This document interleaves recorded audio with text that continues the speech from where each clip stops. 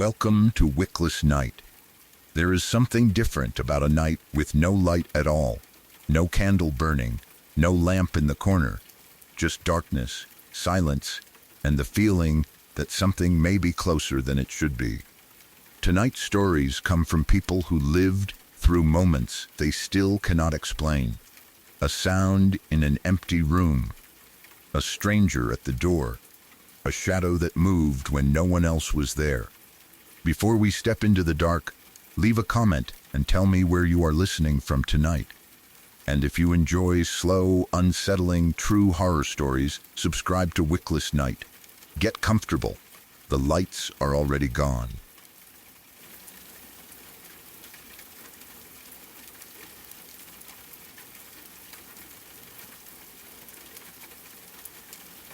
The first thing I noticed was a phone ringing. My sisters and I were together in the same room when it started.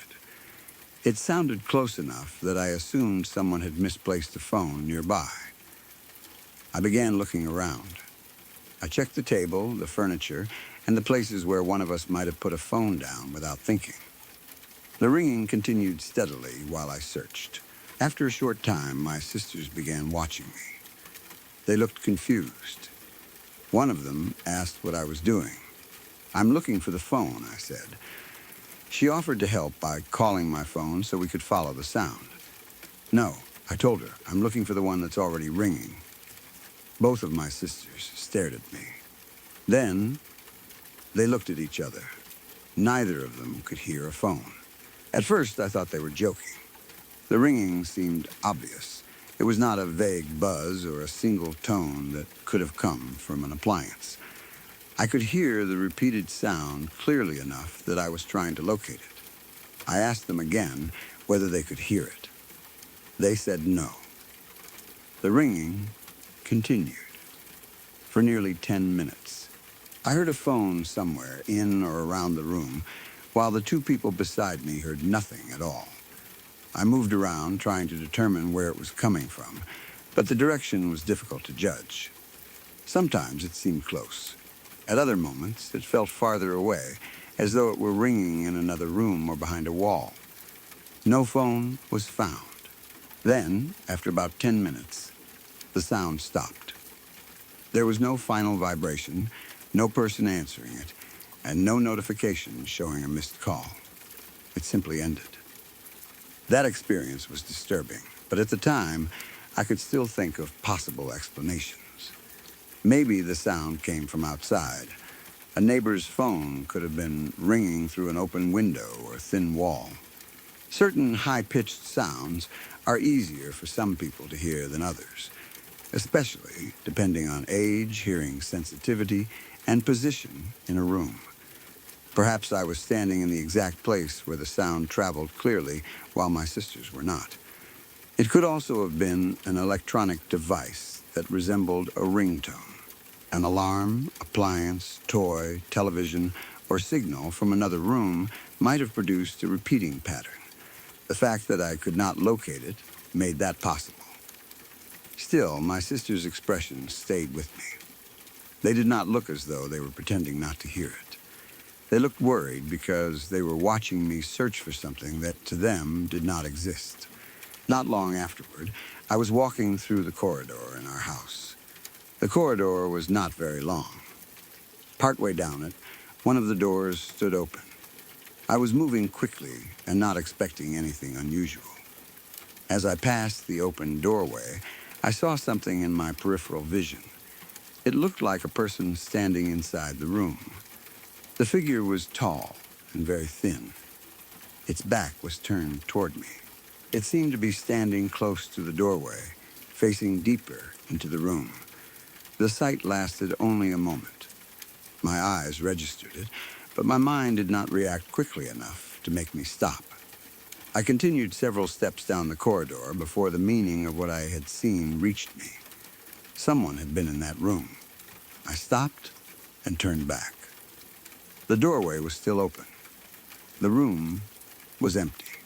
There was no tall person standing inside. I stepped closer and looked around. Nothing moved. There was no one behind the door, no person leaving through another entrance, and no clear object that immediately matched the shape I had seen. I tried to reconstruct the glimpse. Perhaps clothing had been hanging somewhere. A curtain, coat, or narrow piece of furniture could resemble a thin human body when seen from the corner of the eye. Peripheral vision is good at noticing movement and rough shapes, but it is poor at identifying details. The brain often guesses what something is before the eyes have properly focused. A dark object beside a lighter wall can become a person for a fraction of a second. The fact that I had recently been prescribed glasses also mattered. If my vision was blurred or my eyes were still adjusting to a new prescription, shapes at the edge of my sight could become distorted.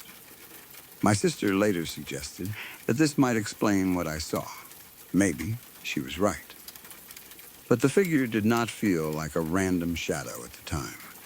It had a clear human posture. It was tall, narrow, and facing away from me. I did not see a face because its back was turned.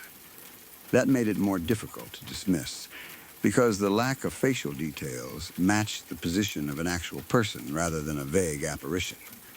The next incident happened in the same room. I went there to get something and pushed against the door. It opened halfway. Then, it stopped. At first, I assumed something had fallen behind it. I pushed harder. The door resisted. Then, it seemed to push back toward me. It did not feel as though I were pressing against one solid object. It felt active, as though someone on the other side had placed their hand against the door and was trying to close it. For a moment, I thought I saw fingers around the edge. They appeared to press against the door from inside the room. I pulled back in fear. Then, I pushed again. The door moved slightly, resisted, and seemed to come back toward me. Eventually, I forced my way through the opening. There was nobody there. A stool was positioned behind the door. That should have explained everything. The stool blocked the door and caused it to stop halfway. Depending on the angle, the door may have pushed the stool across the floor and then shifted backward when the stool caught against something. Its legs, or part of its frame, could have looked like fingers through the narrow gap. The pressure I interpreted as someone pushing back might have come from the stool turning or wedging itself between the door and the floor. That is the most likely explanation. Yet while it was happening, I was certain something was resisting me from the other side. The movement did not feel passive. It felt like a struggle. I remember staring at the gap and believing I could see a hand trying to close the door. Finding the stool brought relief, but not enough to erase the experience. The figure I had previously seen had been in that same room. Now the door seemed to be held closed from inside it. My mind connected the two events. Once that happened, the room stopped feeling empty, even when I could see that nobody was there. The next incident happened while I was eating dinner. I was sitting at the table with other people nearby. It should have been one of the safest possible situations. The room was lit, I was not alone, and I was fully awake. Then I saw a hand moving toward my face. It came into view as though someone beside me was reaching out to caress my cheek. I saw the fingers and the shape of the hand approaching. I reacted before it touched me. I screamed and threw myself away from it. The chair moved beneath me, and I fell onto the floor. Everyone around me was shocked. There was no hand. No one had been reaching toward me. From their perspective, I had suddenly screamed and fallen from my chair during dinner. I tried to explain what I had seen, but hearing myself describe it made the situation sound even more frightening. A phone ringing that only I could hear could be an unusual sound or a problem with my hearing. A figure in peripheral vision could be poor eyesight. A door pushing back could be explained by the stool. But a hand moving toward my face while I was awake in a lit room was harder to dismiss. I had seen it clearly enough to believe it was about to touch me. The experiences did not stop there. While I was at a restaurant, I felt something grab my ankle. It felt like a hand closing around it from beneath or beside the table. Almost at the same time, I felt another hand on my shoulder. The sensations were strong enough that I stood up immediately. I looked around, expecting to catch someone touching me as a joke. There was nobody in the correct position. The people nearby were not reaching toward me. Nothing under the table explained the feeling around my ankle. I became overwhelmed. I felt close to breaking down in the middle of the restaurant. Instead, I left. By that point, the experiences involved hearing, seeing, and touch.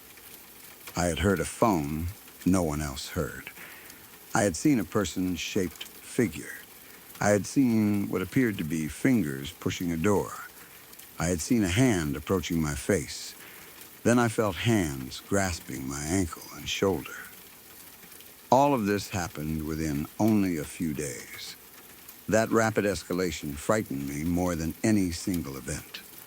My mother believed I might be a medium. To her, the fact that the experiences involved invisible people or presences suggested that I was becoming sensitive to spirits. Perhaps the ringing was an attempt to communicate. The tall figure might have been someone standing in the room. The hand at dinner could have been reaching toward me deliberately. The touches in the restaurant might have come from something following me outside the house. That explanation connected everything. It also made me more afraid. If I were a medium, then the experiences might not stop. I could not simply leave one room or one building. Whatever I was noticing might appear anywhere. My sister had a very different reaction. She believed I needed medical help. She pointed out that I had recently been prescribed glasses and suggested that the figures and hands could be visual distortions, especially in my peripheral vision. She was worried that something physical or psychological might be happening to me. Her explanation was less dramatic, but it was also difficult to hear. People often treat medical explanations as though they are reassuring, but when you are the person experiencing something impossible, being told it may come from your own brain can be terrifying. A ghost exists outside you. You can leave a haunted house. You can close a door, perform a ritual, or ask someone for protection. But if the experiences are being produced by your eyes, ears, nerves, or brain, there may be nowhere to escape from them. Still, the fact that the incidents appeared across multiple senses means a medical explanation should be taken seriously. New visual, auditory, and tactile experiences developing over several days can have many causes. Some are temporary and treatable. Severe stress, anxiety, panic, lack of sleep, fever, migraines, dehydration, and exhaustion can all distort perception. Certain medications can cause unusual sensory effects, especially when a new medicine has been started or a dose has changed. Alcohol or other substances can also cause symptoms during use or withdrawal. An eye problem could explain some of the figures seen at the edge of vision, although it would not easily explain the phone or the feeling of hands. Problems involving the ears can cause ringing or musical sounds, but a clear phone ringtone lasting 10 minutes may be more complex than ordinary tinnitus. Migraines can produce visual shapes, sounds, numbness, tingling, or strange bodily sensations, sometimes without a severe headache. Neurological problems can also affect several senses. Even environmental causes should be considered. Carbon monoxide exposure can cause headache, dizziness, confusion, nausea, weakness, and altered perception. A faulty heater or appliance can affect people differently, depending on where they spend time and how much exposure they receive. If unusual experiences happen mainly in one building, checking carbon monoxide detectors, gas appliances, ventilation, and other environmental risks is important. But some of my experiences happened outside the house, including the restaurant. That does not rule out an environmental problem completely, because the effects of exposure may continue for a while after leaving, but it makes the pattern more complicated. Sleep may have played a role. If I had not been resting properly, the brain could begin misreading normal sensations. A few bad nights can cause shadows at the edge of vision. Longer sleep deprivation can cause more detailed hallucinations and the feeling of being touched. Once the first frightening experience happens, fear itself makes sleep worse.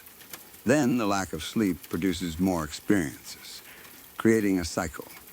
I could hear something unusual, become afraid, stay awake, and then become more likely to see something the next day. The fear also changed the way I moved through ordinary spaces. After seeing the tall figure, I checked doorways more carefully. After the door incident, I expected something to be inside the room. After seeing the hand at dinner, any movement near my face became threatening. My nervous system remained prepared for contact. A strand of hair, movement of clothing, air from a fan, or a muscle twitch might feel like fingers. The grasp at the restaurant may have been a sudden nerve sensation, pressure from clothing, contact with the chair, or another person brushing past without noticing. Because I was already afraid of hands, my brain interpreted the sensations as hands. That does not mean I chose the interpretation. The reaction was immediate and physical. I stood because I genuinely felt grabbed. The same process could explain the phone. Once a repetitive tone begins internally or from an unclear source, attention can keep it active. The more I searched for the phone, the more clearly I heard it. My sister's confusion increased my stress. Stress made the sound harder to ignore. When the ringing finally stopped, there was no source, because the sound may never have come from a phone at all. But none of these explanations should be guessed at without an evaluation.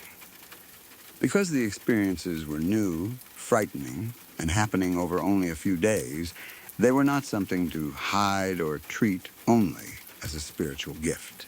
A prompt medical assessment would have been the safest next step. That would not mean I was crazy. It would mean checking for causes that could be treated before they became worse. A doctor could ask about sleep, headaches, fever, medications, vision changes, substance exposure, stress, and any other symptoms.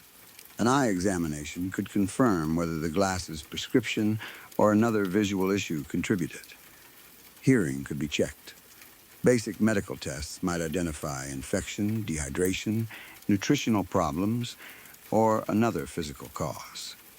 If nothing physical appeared, a mental health professional could help evaluate whether anxiety, trauma, or another condition was affecting perception. Spiritual beliefs and medical care do not have to cancel each other out. My mother could believe I was sensitive to something while still helping me see a doctor. The problem would be assuming every experience was paranormal and ignoring a condition that needed treatment. My sister's wording may have sounded dismissive, but the concern behind it was important. The experiences were disrupting my life. I was falling from chairs, leaving public places, and becoming frightened inside my own home. Even if every event had an ordinary explanation, the fear itself needed attention. The room where I saw the figure could be inspected in daylight. The position of furniture, mirrors, hanging clothes, and lighting could be recreated. The door and stool could be tested to see how the apparent fingers formed. The ringtone could be compared with appliances, alarms, or sounds from neighboring homes. These practical checks might explain some incidents. But the sensations at dinner and the restaurant could not be recreated so easily. They came and vanished too quickly. I also had to consider whether the stories were becoming linked only because they happened close together. The phone might have been a real distant sound my sisters could not hear. The figure could have been clothing or a shadow. The stool clearly blocked the door. The hand at dinner might have been a visual distortion caused by movement from another person. The touches at the restaurant could have been nerves, clothing, or unnoticed contact. 5 separate ordinary incidents can feel like one growing presence when they happen within several days. The mind prefers a single explanation. A medium sees spirits. A sick person has hallucinations. A frightened person misinterprets everything. Reality may be less organized. Each event may have had a different cause. Still, I understand why my mother thought something was trying to reach me. The phone rang until I searched for it. The figure appeared inside the house. The door seemed to resist me. A hand came toward my face. Then 2 hands seemed to touch me at once. The pattern felt as though something was becoming bolder. First, it demanded attention through sound. Then, it allowed itself to be seen. Finally, it touched me. That interpretation was terrifying because it suggested the next incident could be stronger. But a medical pattern could also escalate. Stress builds, sleep decreases, attention narrows. The brain becomes more likely to generate or misinterpret sensations. That is why waiting to see whether it becomes worse is risky. At the time, I felt trapped between 2 explanations. My mother's explanation meant something unseen had chosen me. My sister's explanation meant something inside me might be producing the experiences. Neither felt safe. I only knew what I had heard, seen, and felt. I heard a phone ringing while my sister sat beside me in silence. I saw a tall figure with its back turned inside a room that was empty seconds later. I watched what looked like fingers press against the door. I saw a hand reaching for my face and fell to the floor trying to escape it. I felt something grip my ankle and shoulder in a crowded restaurant where no one admitted touching me. The events were real as experiences, even if their source was not what I thought. That distinction matters. Telling someone it was not real does not remove the terror. My body reacted to each event as though a real person were present. My heart raced. I screamed. I fell. I left the restaurant. The fear had physical consequences, whether the hands existed or not. I still return most often to the corridor. I am walking quickly, not expecting anything. The half-open door passes beside me. At the edge of my sight, a tall, thin person stands inside the room with its back turned. My eyes see it before my thoughts can form. I continue walking. Then, understanding catches up. I turn around. The room is empty. Perhaps my new glasses distorted an ordinary object. Perhaps my peripheral vision created a human shape. That is likely. But after everything that followed, the figure feels less like a mistake and more like the beginning. A few days earlier, the unseen phone had rung for me alone. Then something appeared in the doorway. Then it seemed to push the door shut. Then it reached for me. Then I felt it. Maybe nothing was following me. Maybe several treatable problems and ordinary misperceptions happened close together. That is the explanation I hope was true. But during those days, the world stopped feeling shared. I could no longer trust that the people beside me heard what I heard, saw what I saw, or felt what I felt. And whenever my sisters looked at each other while the phone continued ringing in my ears, I realized that whatever was happening, spiritual, medical, or something else entirely, I was the only person trapped inside it.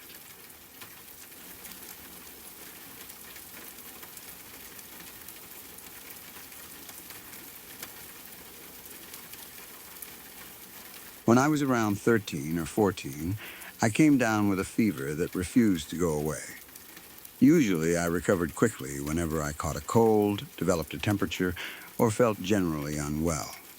I might spend a day or two in bed, take some medicine, sleep, and then start feeling normal again. This illness was different. It lasted for more than 2 weeks. Some mornings I woke up feeling almost healthy. My temperature seemed lower, my body felt lighter, and I believed the worst had passed. Then the next day, the fever returned. I would feel weak again, as though I had made no progress at all. My family took the illness seriously. As far as we knew, it was not malaria or typhoid, which were among the illnesses people worried about where we lived in India. Still, nobody seemed able to explain why it kept returning. The pattern was frustrating. One good day gave me hope. The next bad day took it away. At that time, my grandmother was living with us. She was a deeply religious woman and believed strongly in traditional spiritual practices. To her, not every illness had a purely physical cause. Sometimes a person could become sick because of what we call dishti. The closest English description would probably be the evil eye, bad energy, or bad luck caused by someone's attention, envy, or negative influence. It did not necessarily mean someone had deliberately cursed you. A person might admire a child too strongly, look at someone with jealousy, or bring unwanted energy into the home without meaning to. In many Indian families, dishti is treated as a normal part of life, rather than an extreme supernatural belief. People use small rituals to remove it. One common method is to take salt in a closed fist and move the hand around the affected person's body. While doing this, the person performing the ritual may say words telling the bad energy to leave. Afterward, the salt is thrown away so that whatever was removed does not remain inside the house. My grandmother had already tried something like that on me. It did not seem to make much difference. The fever continued. Since the usual method had not worked, she decided to do something stronger. One night at around 9, she came to me carrying a plate filled with red water. I do not know exactly what was mixed into it. It may have contained colored powder, turmeric, kumkum, chili, or something else used in a traditional cleansing ritual. I only remember that the liquid looked red. She told me to come outside with her. I was still a child, so I followed. The night was quiet. I remember feeling tired and sleepy more than frightened. I asked where we were going. My grandmother said there was a junction near our house that was a good place to remove dishti. When I say road, I do not mean a wide paved street with traffic and bright lamps. It was more like a narrow pathway of red earth. The junction was where several paths met. Places like that can feel very different at night. During the day, they are ordinary shortcuts people use to reach homes, fields, or nearby streets. After dark, the same paths seem empty and much larger. Only one streetlight was working, and it stood some distance away. Its light did not fully reach us. Most of the junction remained in shadow. My grandmother guided me to the middle of the area. She held the plate of red water and began moving it around my body without touching me. She circled it around my head, shoulders, chest, and the rest of me. As she did this, she repeated words under her breath. I could not understand everything she said. Some of it may have been prayer. Some of it sounded like commands telling the bad influence to leave me. The ritual felt serious to her. She was not playing or trying to frighten me. She believed she was helping. I stood there while the plate moved around me. The red liquid shifted each time she changed direction. The weak streetlight caught the surface now and then, making it look darker than normal water. The surrounding paths were silent. There were no people nearby.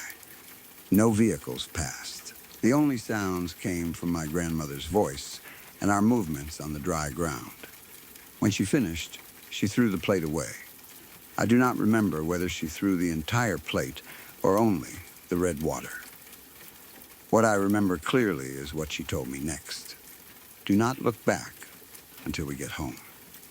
Her voice was firm. She did not explain why. That instruction immediately made me curious. If she had simply said the ritual was finished and we could leave, I probably would have walked home without thinking about the junction again. But telling a child not to look back almost guarantees that the child will wonder what is behind them. At first, I obeyed. We started walking. I could hear my grandmother beside me and our footsteps on the red dirt. I kept my eyes forward. After 4 or 5 steps, curiosity became stronger than fear. I turned my head slightly. I looked back without letting my grandmother notice. Nothing was there. The junction looked exactly as it had before. The distant streetlights still cast a weak glow.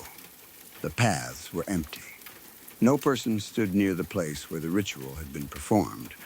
There was no shadow, spirit, or strange movement.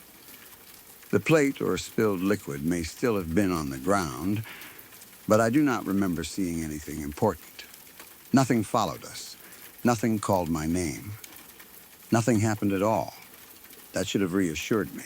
For the rest of the walk home, I did not tell my grandmother I had disobeyed her. I was tired, and once we reached the house, I went to bed. I fell asleep. About an hour later, I woke up. After that, I could not sleep again. At first, I assumed I would drift off after a few minutes. I closed my eyes and changed position. I pulled the blanket around me and tried to clear my thoughts, but sleep would not return. The house was quiet. Everyone else seemed to be resting. I lay there feeling strangely awake, despite having been sleepy earlier. The longer I remained awake, the more I thought about the ritual. I remembered the red water. I remembered the empty road junction. I remembered my grandmother's warning. Do not look back. Then I remembered that I had looked. Even though nothing had happened, the disobedience began to feel important. Maybe the danger had not been something I could see. Perhaps looking back had allowed the dishti to return.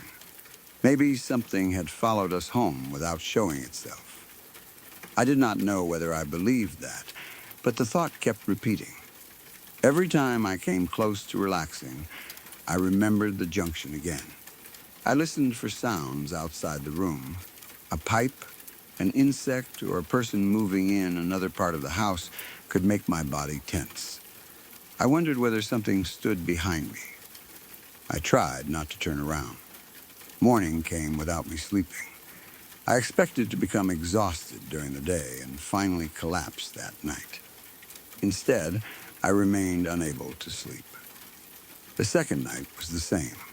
I lay awake for hours. My body felt tired, but my mind would not switch off.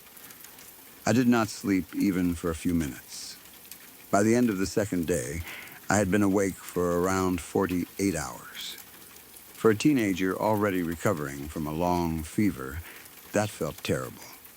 The lack of sleep affected everything. My thoughts became faster and less organized. Small sounds seemed louder. The darkness felt heavier. My body could not decide whether it was weak from the fever or restless from being awake. Part of me became convinced that the ritual had caused it. The timing seemed too exact. My grandmother told me not to look back. I secretly looked. I slept for only an hour. Then, sleep disappeared for 2 days. From a child's point of view, that sequence felt like punishment. Something had been removed at the junction. By turning around, I had seen the place where it was left. Maybe I had invited it to return. That was the meaning I gave the experience at the time. As an adult, I know there are several ordinary explanations. The most obvious is the fever itself. Illness can disturb sleep badly. A person may feel tired during the day but become restless at night. Body temperature rises and falls. Sweating, chills, headaches, congestion, dehydration, and discomfort can repeatedly wake someone. Even after the main fever begins improving, the normal sleep cycle may remain disrupted. I had been ill for more than 2 weeks. My body was under stress. The fact that I fell asleep and woke an hour later may have had nothing to do with the ritual. My temperature may have changed. I may have become overheated, thirsty, or uncomfortable. Once awake, anxiety prevented me from falling asleep again. The ritual itself was also stimulating. At 9 at night, instead of preparing calmly for bed, I walked outside into the colder night air. I stood at a dark junction while my grandmother performed an intense ceremony around me. Even though I did not feel frightened at first, my nervous system may have become more alert.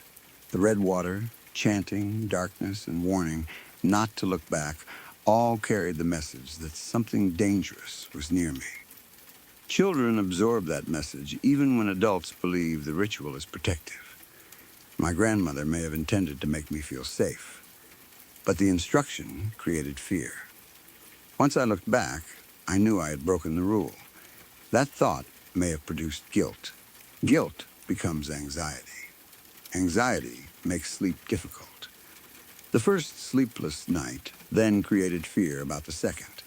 After being awake for an entire night, I probably began worrying that I would never fall asleep. The more a person tries to force sleep, the harder it becomes. They monitor every sensation. Am I sleepy yet? Why am I still awake? What if something is wrong? That monitoring keeps the brain active. By the second night, the original cause almost does not matter. Fear of insomnia becomes its own source of insomnia. The belief in dishti may have strengthened the cycle. Even if I did not fully believe something followed me, I had grown up around the idea. My grandmother believed it. Other adults probably did too. Traditional beliefs become part of how children understand danger. A warning at a road junction is not experienced as a random sentence. It carries the weight of family knowledge. Perhaps people had told stories about looking back after rituals. Maybe the idea was that the negative energy had been left behind, and turning toward it would reconnect the person to what had just been removed. I do not remember being told the full explanation then, but the meaning felt clear enough. Do not look back, because there may be something behind you. The absence of a visible figure did not remove the fear. In some ways, it made it worse. If I had seen a dog, person, or moving branch, I could identify it. Instead, the junction was empty. The possible danger remained invisible. There may also have been a medical reason for the long fever and sleep disturbance that was never identified. Certain viral infections can last for weeks and affect the nervous system. They can produce alternating good and bad days, weakness, restlessness, vivid dreams, anxiety, and insomnia. Medication could also play a role. Some fever medicines, decongestants, steroids, or other treatments can interfere with sleep. If I had been taking anything at the time, I may not have known its side effects. Caffeine from tea, cola, or another drink could also affect a sick teenager more strongly than usual. Dehydration and poor nutrition may make the body feel restless and strange. Without medical records, there is no way to know exactly what caused the fever. The statement that it was not malaria or typhoid rules out only two possibilities. It does not explain what the illness actually was. The timing of the insomnia may have been coincidence. The ritual occurred because I had already been ill for 2 weeks. That meant my body was already in an unstable condition. If I developed insomnia that night, it was easy to connect the two events. But the illness came first. The ritual did not create the underlying problem. It was a response to it. That order matters. Sometimes people remember a treatment and a new symptom as cause and effect when both were parts of the same continuing illness. The fever may have entered a stage where sleep became difficult. My grandmother's ritual simply happened at the same point. There is also the possibility that I slept more than I remember. A person with insomnia can feel awake all night while actually drifting into short periods of light sleep. These moments may last only a few minutes and leave no memory. Someone may say they did not sleep at all for 2 days, even though the brain took brief microsleeps. That does not mean the suffering was imaginary. The person still experiences the night as endless wakefulness. At 13 or 14, I would not have measured sleep accurately. I knew only that I felt awake, watched the hours pass, and did not experience the normal feeling of sleeping and waking. The lack of sleep could also have changed later memories of the ritual. After 2 days awake, the mind becomes more emotional and less reliable. The road junction might feel darker. The red water might seem stranger. My grandmother's warning might sound more serious. When the story was repeated later, the ritual and insomnia became tightly connected. The fact that nothing happened when I looked back may have been forgotten or treated as proof that the danger was invisible. There is another way to understand my grandmother's instruction. She may not have believed something would physically chase us. The command not to look back may have been symbolic. Many cleansing rituals require the person to leave without returning attention to what has been discarded. Looking back represents doubt. It means the person is still mentally connected to the illness or bad influence. The rule helps create a feeling of finality. The ritual is finished. The problem is left behind. Go home and do not bring it with you. From a psychological point of view, that can be useful. Rituals work partly because they create clear beginnings and endings. But because I looked back, I did not receive that sense of closure.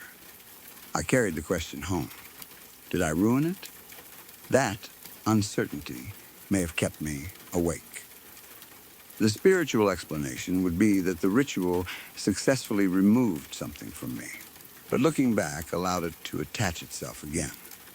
Perhaps the sleeplessness was the first sign. Maybe whatever had caused the fever could not return in the same way, so it disturbed my rest instead. The road junction is important in many traditions because crossroads are seen as places where things can be left, transferred, or sent in different directions. Throwing the red water there may have been meant to confuse or disperse the bad influence. By looking back, I may have acknowledged it. That is how someone who believes strongly in Dishti might explain the 2 sleepless days. I cannot prove that interpretation. There was no visible presence. No one else saw or heard anything. The only event was insomnia after a long illness and an unsettling night ritual. Those circumstances already provide a strong, ordinary explanation. Still, I understand why the experience stayed with me. My grandmother's warning came before the symptom. If she had said nothing, I might remember the insomnia as part of the fever. Because she specifically told me not to look back, and I disobeyed, every hour awake felt like a consequence. The mind is powerful enough to produce real physical effects from belief. Fear can raise the heart rate. It can tighten muscles, upset the stomach, and prevent sleep. This does not mean someone is pretending. A belief does not need to be supernatural to affect the body. If I believed I had reopened the door to something harmful, my nervous system would remain alert all night. From the body's perspective, sleep is unsafe when danger may be nearby. The eyes stay open. The ears continue listening. The mind keeps replaying the warning. My grandmother may have noticed that I was awake or behaving differently afterward. I do not remember whether I told her I had looked back. Perhaps I was too ashamed. If I admitted it, she might say that was why I could not sleep. That would strengthen the belief further. If I kept it secret, I would remain alone with the fear.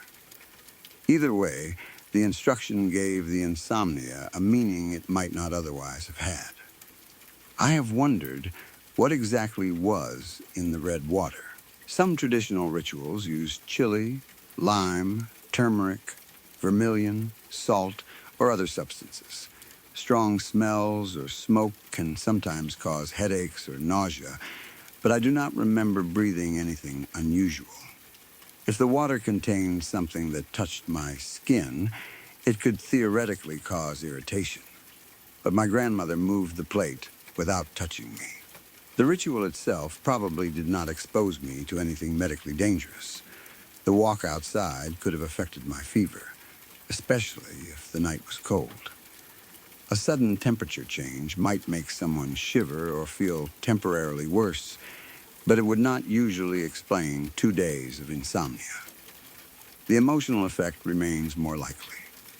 The long illness also matters because it left me vulnerable.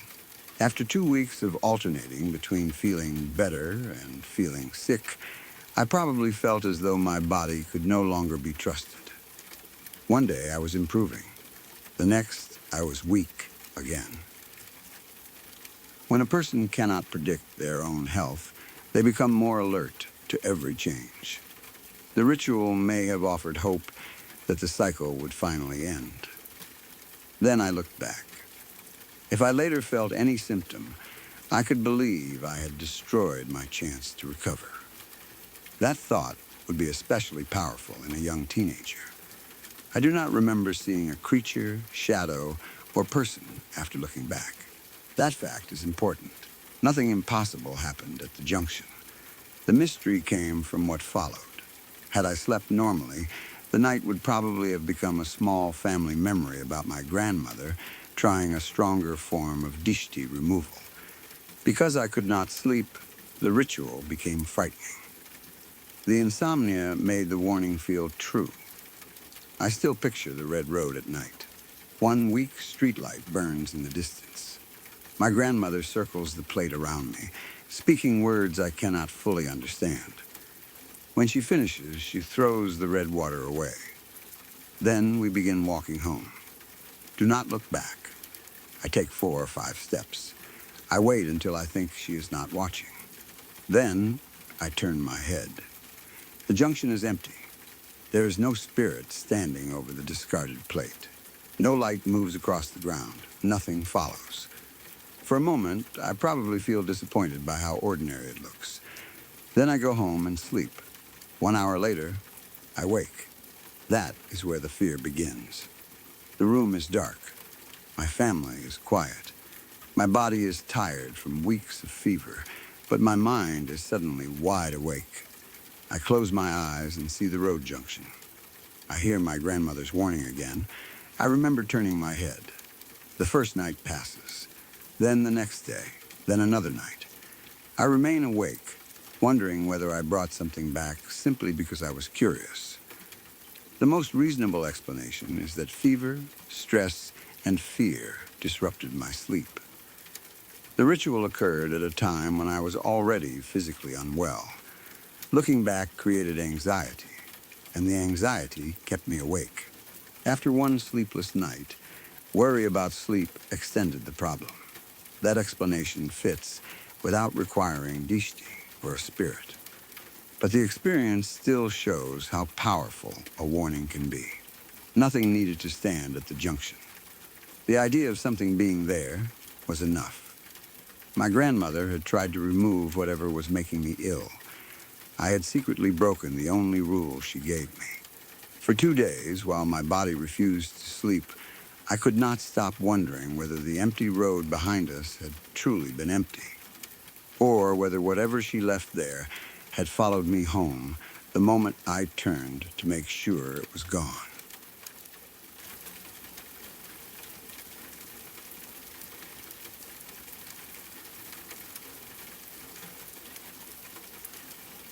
When I was about 13, I walked home from school by myself almost every day. The journey was completely familiar to me. I took public transport for part of the way, got off at the usual stop, and followed the same streets toward my house. I knew which crossings were busiest, which houses had dogs, where the pavement became uneven, and how long it normally took to reach home. It was not a route that frightened me. That afternoon began like any other. I got off public transport and started walking through the neighborhood. It was still daytime, and I was only a few minutes from home. Then I noticed a young man standing about 20 meters ahead of me. He looked around 24 or 25. There was a white van parked beside him, and another man was sitting in the driver's seat, apparently ready to leave. The man outside the van was holding a toilet plunger. That detail was so strange that it immediately caught my attention. There was no visible blocked drain, toilet, or plumbing work happening nearby. He did not look like someone carrying equipment between jobs. He was simply standing beside the road with the plunger in his hands. He was staring down at the ground. He was not using it. He was not talking to anyone. He did not seem to be waiting outside a house. He was just standing there. I cannot explain exactly why the scene felt wrong. Nothing had happened yet. Neither man had spoken to me. The van was parked in a public street, and a person carrying a strange object is not automatically dangerous. But sometimes the body reacts before the mind can clearly explain what it has noticed. Something inside me switched on. Every warning signal began telling me not to walk close to them. Maybe it was the way the man stood without doing anything. Maybe it was the van idling beside him. Maybe it was the fact that the driver looked prepared to move while the other man seemed to be waiting. Maybe I noticed them noticing me before I consciously understood it. Whatever the reason, I decided to cross the street. I did not want to pass between the man and the van. I tried not to look frightened. I crossed as naturally as I could and continued walking on the opposite side. I hoped that would be the end of it.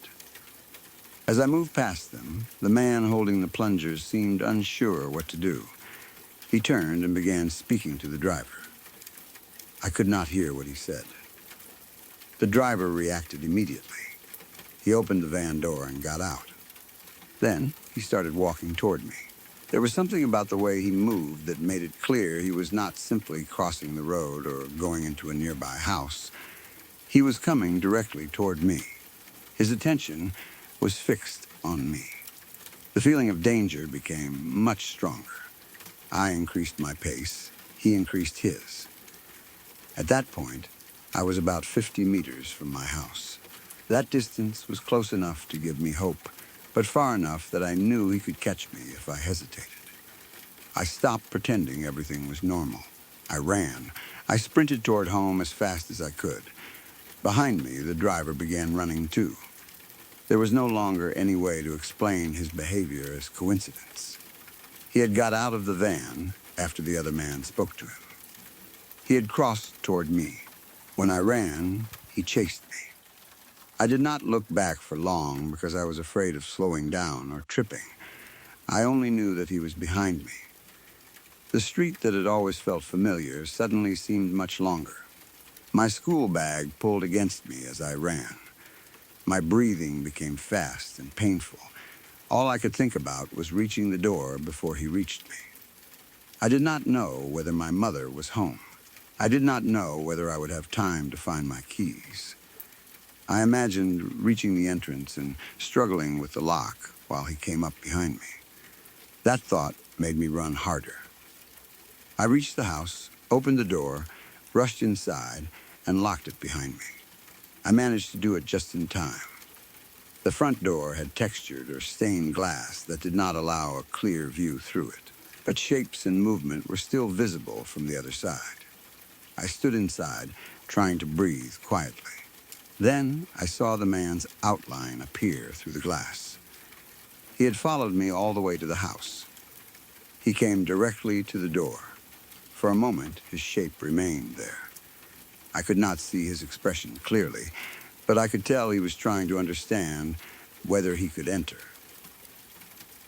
He realized the door was locked. Then he turned and ran away. I remained inside, terrified. Even after his shape disappeared from the glass, I did not immediately move away from the door. I expected him to return. I expected someone to try a window or go around the back of the house. I listened for the van engine. I listened for footsteps near the walls. Every sound seemed connected to them. Eventually, I told my mother what had happened. I had not written down the van's number plate. I could not give a detailed description of the men. At 13, I had not been thinking like a witness gathering evidence. I had been thinking only about getting home alive. People sometimes ask why someone in that situation did not remember the registration, take a photograph, or notice every part of the person's face. Fear does not always make people observant. It often does the opposite. The brain focuses on escape. Details that do not help immediately are ignored. I remembered the white van, the approximate ages, the plunger, the chase, and the shape at the door. I did not remember the information that might have helped identify them. That bothered me afterward. I wondered whether the men had done something similar before. Perhaps they were waiting for children walking home from school. Maybe they chose that street because it was near public transport, and they knew students passed through alone. I worried that because I had no registration number, they could try again with someone else. But I had been too frightened to stop or even look carefully. Stopping to read the plate might have allowed the man to catch me.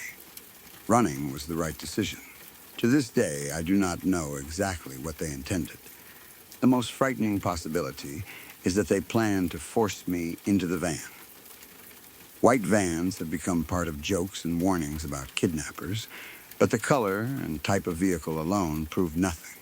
Tradespeople, delivery drivers, cleaners, and ordinary families use white vans every day. What made this van frightening was the behavior of the men around it. One man appeared to be waiting outside. The driver remained ready to move. When I avoided them, they communicated. Then the driver got out and approached me. When I ran, he chased me. When I entered my house, he followed me to the door. That sequence is difficult to explain as harmless. Perhaps they wanted to rob me. A 13-year-old might be carrying a phone, money, or other belongings. The man could have intended to take my school bag. But if robbery was the goal, following me directly to a house was risky. He could have been seen by neighbors or caught on a camera. He also did not shout for me to give him anything. Perhaps he intended to frighten me as a cruel joke. Some adults think scaring children is funny, especially if they are with friends. The plunger might have been part of some strange prank. The man could have chased me without intending to catch me. But he continued all the way to my front door. A harmless prank should have stopped when I began sprinting in obvious fear, following a child onto private property and checking the door crosses far beyond a joke. There is another possible explanation involving mistaken identity. The men may have believed I was someone they knew. The driver might have wanted to ask a question or return something. When I suddenly ran, he may have chased because he was confused. But a normal adult trying to speak to a child would call out. He might say, "Wait, I need to ask you something," or use the name of the person he thought I was. I do not remember him saying anything. He simply came after me. Even if he did call out, his decision to follow me to the door rather than stop at the gate would still be disturbing. The man with the plunger remains one of the strangest details. I have wondered whether it was meant to make them look like workers. A plunger is an ordinary household tool. Someone standing near a van with one might appear to be a plumber or maintenance worker. That appearance could make children or adults less suspicious. Perhaps the van contained other tools, and the entire scene had an innocent explanation. Maybe they really were doing maintenance work, and the man outside thought I had stolen something or damaged the van. But there had been no interaction between us. I had not touched anything. I only crossed the street. The driver reacted because I avoided them. It felt as though my attempt to create distance disrupted whatever they had planned. The plunger may also have been completely irrelevant. He could have found it, purchased it, or been carrying it from a house. People sometimes happen to be holding strange objects during dangerous or confusing events. My memory focuses on it because it made the scene feel unreal. A person holding a knife or weapon would clearly signal danger. A person holding a toilet plunger creates uncertainty. It almost makes the story sound humorous until the chase begins. Perhaps that uncertainty was useful to them. For a few seconds, I questioned my instincts because the situation looked too strange to be serious. If I had laughed and walked close to the van, I might not have had enough distance to escape. I am glad I crossed the road. That decision may have saved me. There is no way to know whether the men would have acted if I had continued on the same side. Maybe nothing would have happened. I could have walked past, reached home, and forgotten them. But the driver's reaction suggests my instincts noticed something real. He did not remain beside the van. He did not drive away. He came after me. The moment he began running, the situation stopped being ambiguous. For years afterward, I replayed the final 50 meters. I wondered what would have happened if my key had stuck. What if the door had been locked with a chain from inside? What if I had dropped my bag or fallen? What if my house had been farther away? What if no one had been home and he had managed to get inside behind me? Those questions made it difficult to sleep that night. Every vehicle outside sounded like the van returning. Every movement near the front door made me imagine the man's outline behind the glass. I did not know whether he had seen exactly where I lived. He had. That meant the danger did not necessarily end when he ran away. He could return later. The men could wait for me on the same route the next day. For a while, the familiar journey home no longer felt safe. I became more aware of parked vehicles and adults standing near the pavement. I looked behind me more often. I noticed exits, gates, shops, and houses where I could ask for help. Even now, almost 10 years later, white vans immediately catch my attention. I know most of them are completely harmless. A white van is one of the most common vehicles on the road. Seeing one does not mean the driver is dangerous, but my body reacts before logic has time to speak. I check whether anyone is sitting inside. I notice whether the engine is running. I look for open side doors or someone standing nearby. I make sure I am not walking too close. That reaction is not really about the color. It is about being 13 again and seeing a white van beside a man holding a plunger. It is about crossing the street and watching the driver get out. It is about hearing footsteps behind me as I ran toward home. Traumatic fear can attach itself to ordinary objects. Someone who is attacked near a particular song may feel anxious whenever they hear it. A person in a crash may become frightened by the same model of car. For me, the white van became a warning symbol. My mind connected it to the possibility of being followed and trapped. The reaction has lasted because the event never received a clear ending. The men were not caught. Nobody explained who they were. I never learned whether they were actually attempting an abduction, planning a robbery, or behaving recklessly for some other reason. They disappeared, leaving only the fear. In a way, not knowing is what keeps it alive. If the police had identified them as workers who had misunderstood something, I could have accepted an ordinary explanation. If they had been arrested for targeting children, the danger would at least have a name. Instead, I am left with the behavior itself. I crossed the street. They noticed. The driver approached. I ran. He chased me. He reached my front door. Those facts are enough for me to believe I was in real danger, even if I cannot prove what he planned to do. I have sometimes questioned whether memory exaggerated the distance or speed. Perhaps he did not sprint as hard as I did. Maybe he only followed quickly because he wanted to speak. Fear can make someone behind you feel closer than they are. A short run can seem much longer. The shape behind the glass may have remained at the door only for a second. Over the years, the scene may have become more dramatic in my mind. That is possible. But even a calmer version remains unacceptable. An adult man followed a frightened 13-year-old to their home. He came close enough to test or inspect the locked entrance. He then fled. No reasonable adult should behave that way. The fact that he ran off after discovering the door was locked suggests he did not want to be seen or confronted. If he had an innocent reason, he could have knocked, spoken to my mother, or explained himself. He did none of those things. He left quickly. I am also glad I trusted the first feeling of danger before there was obvious proof. Children are often taught to be polite to adults. They are told not to judge people, not to overreact, and not to make a scene. Those lessons can be useful, but they can also make a child ignore discomfort. I could have convinced myself I was being silly. The man only had a plunger. The street was public.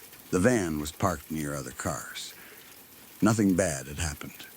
But something felt wrong. I created distance before waiting for the danger to become certain. By the time it became certain, I was already closer to home.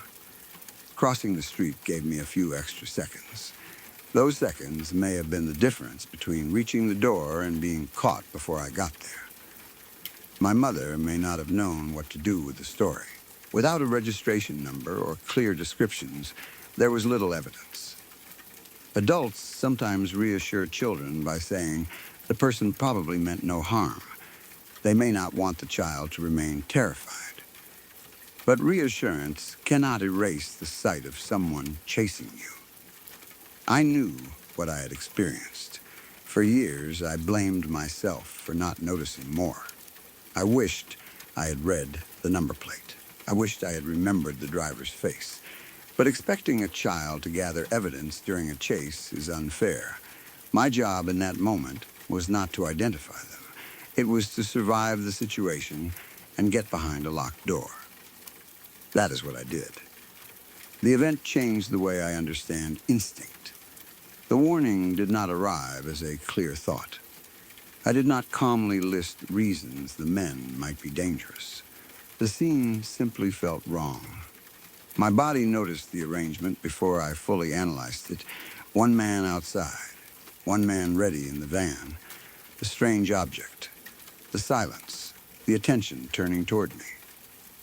Maybe there were small details I no longer remember.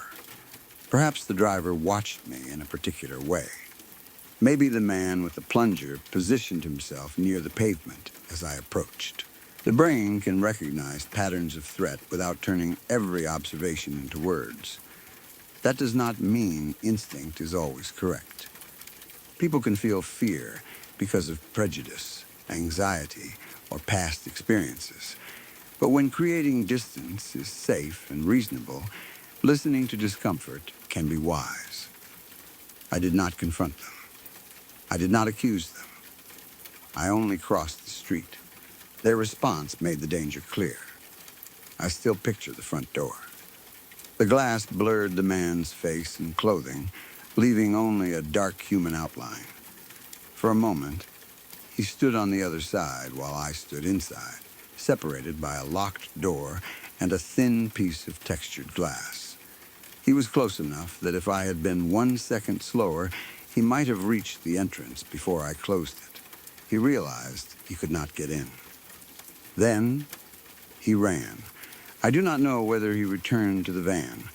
I do not know what the man with the plunger did while the driver chased me. Maybe he watched from the street. Maybe he opened the van door, ready for them to leave. Maybe the entire plan failed the moment I reached home. There is no supernatural explanation needed for this story. There was no ghost, creature, or impossible event. The fear came from two real people whose intentions were unknown. That makes it worse in some ways. An unexplained sound can be a pipe. A shadow can be poor lighting. A man running behind a child toward their home cannot be dismissed so easily. Perhaps there is an innocent explanation I have never considered. I hope there is. I would rather believe the men were foolish, confused, or trying to play a terrible joke than believe they were waiting to take someone. But after almost 10 years, I still cannot find an innocent explanation that fits the entire sequence. The man with the plunger noticed me avoiding them. He spoke to the driver. The driver got out.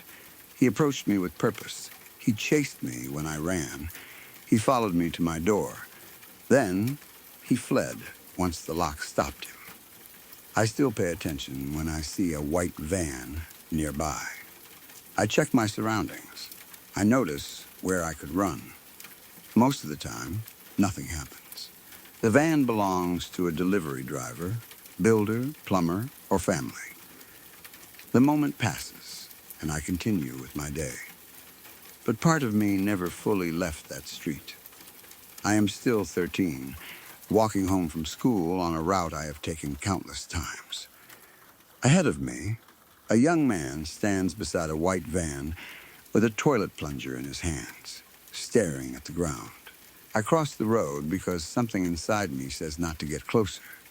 He turns to the driver. The van door opens. A man steps out and begins walking directly toward me.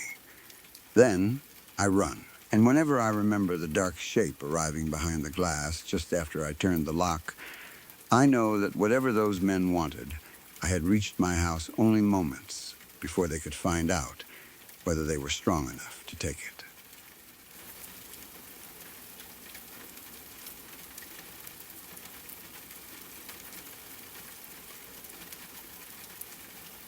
Before the next story begins, thank you for staying here in the dark. If this is your first visit, subscribe to Wickless Night for more true stories made for the late hours, when the world is quiet and every little noise feels important. You can also leave a like and tell me which story has made you look around the room so far. Now, let's continue.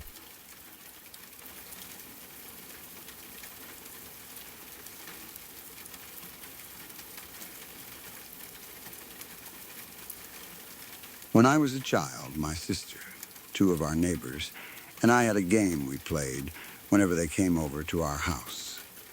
It was simple. We would choose a room with no windows, go inside together, close the door, and turn off every light. Then we would see how long we could stay in the darkness before someone became too frightened and either opened the door or demanded that the light be turned back on. There were no complicated rules. The point was only to scare ourselves.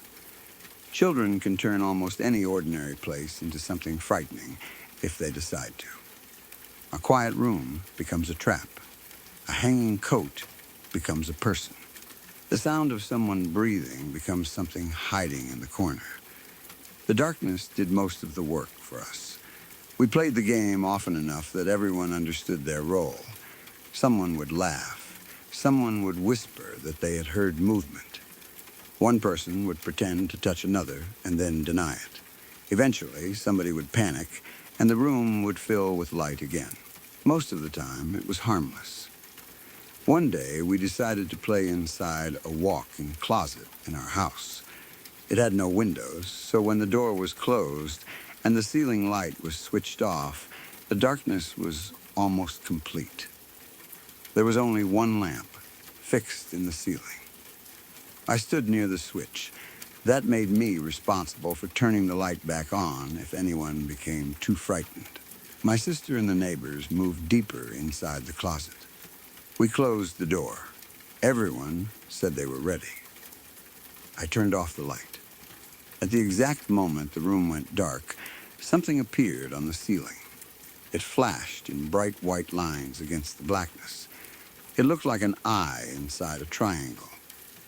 I could see the outline of the eye, the triangular shape surrounding it, and what looked like small wrinkles or fine lines around the eye. The image was extremely clear.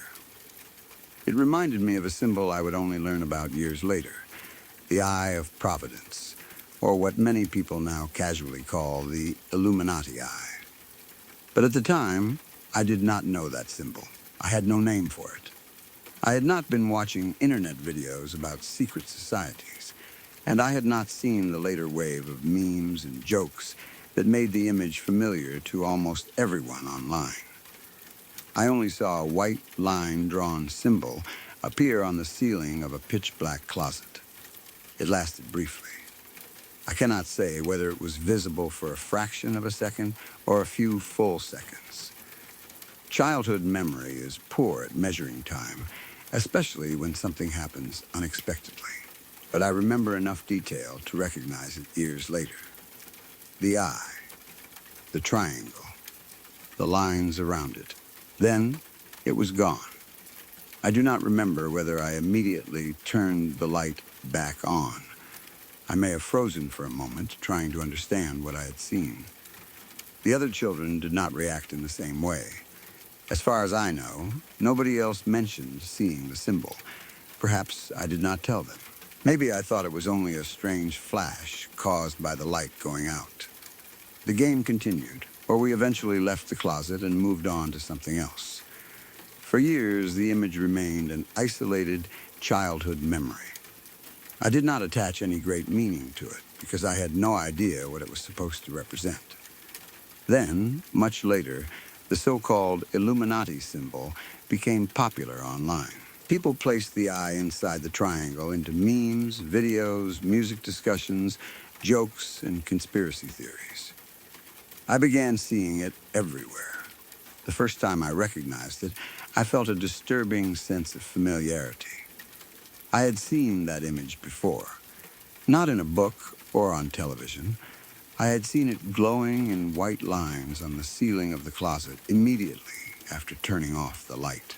That realization brought the memory back with far more force than it had carried before.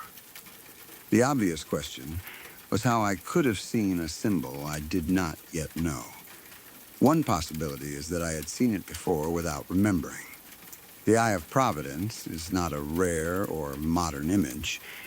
It appears in religious art, architecture, seals, illustrations, currency, decorations, and many other places.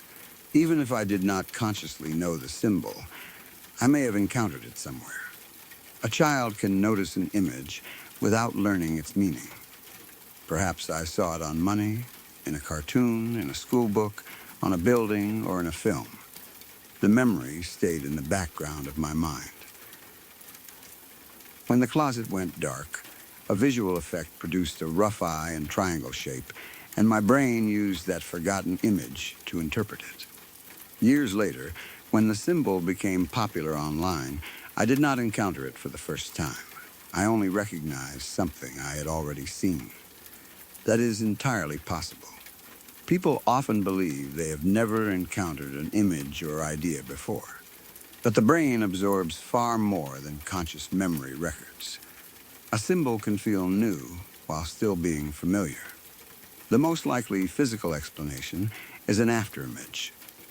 When the eyes look at a bright light and then the light is suddenly turned off, the visual system does not reset immediately. Photoreceptor cells in the retina remain temporarily affected. Bright areas can continue appearing as glowing or dark shapes against the new background. Anyone who has stared at a light bulb and then closed their eyes has experienced something similar. The image may float, change color, or remain visible for several seconds.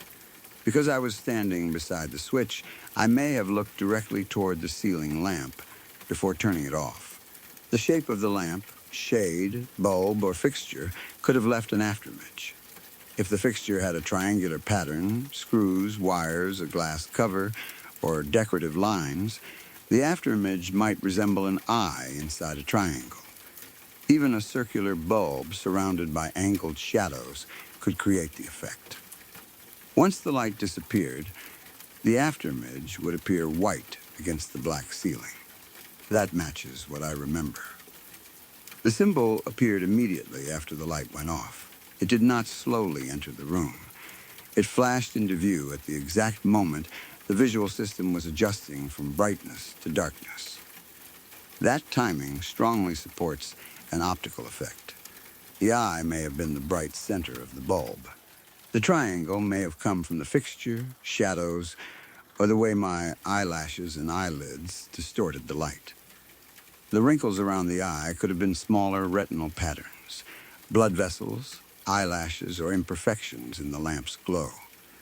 The brain is extremely good at turning unclear visual information into familiar objects.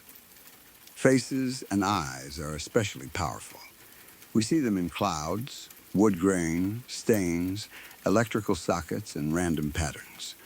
An eye inside an angular outline is not a very complicated shape for the mind to create. The closet was completely dark, which gave me no other visual information. The afterimage floated against an empty black background. My brain tried to organize it into something meaningful. It became a symbol. There is also a visual phenomenon called a phosphene.